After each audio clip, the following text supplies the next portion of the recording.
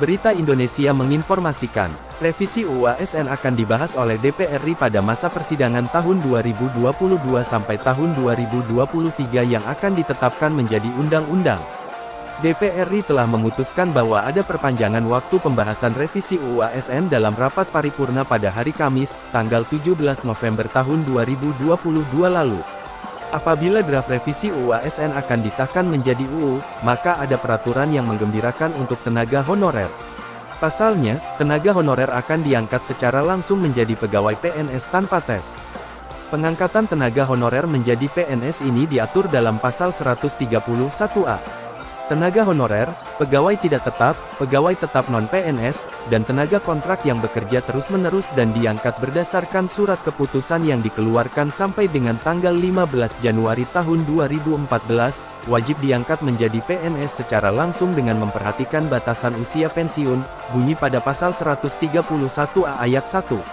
Pengangkatan tenaga honorer menjadi pegawai PNS ini mempertimbangkan masa kerja yang paling lama demi keadilan.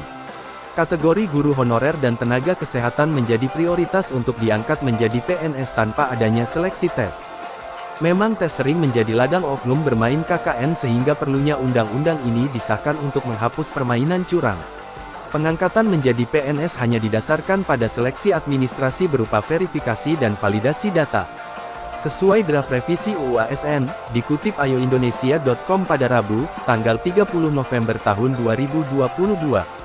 Kabar gembira RUU ASN direvisi non-ASN diangkat secara langsung PNS PPPK, bahwa terdapat 6 kategori tenaga honorer yang akan diangkat menjadi PNS.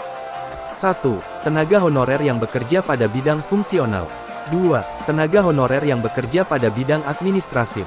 3. Tenaga honorer yang bekerja pada bidang pendidikan.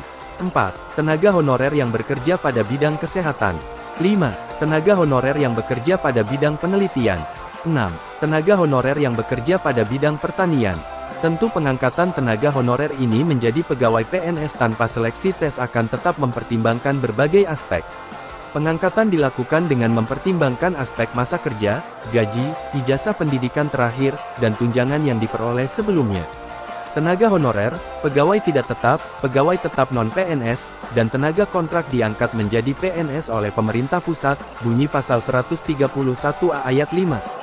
Apabila tidak bersedia diangkat menjadi PNS, para pegawai diharuskan untuk membuat surat ketidaksediaan diangkat.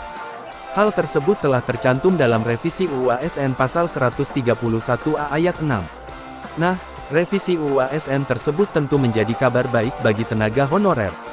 Segera cek apakah Anda termasuk dalam 6 kategori yang akan diangkat menjadi PNS tanpa seleksi tes.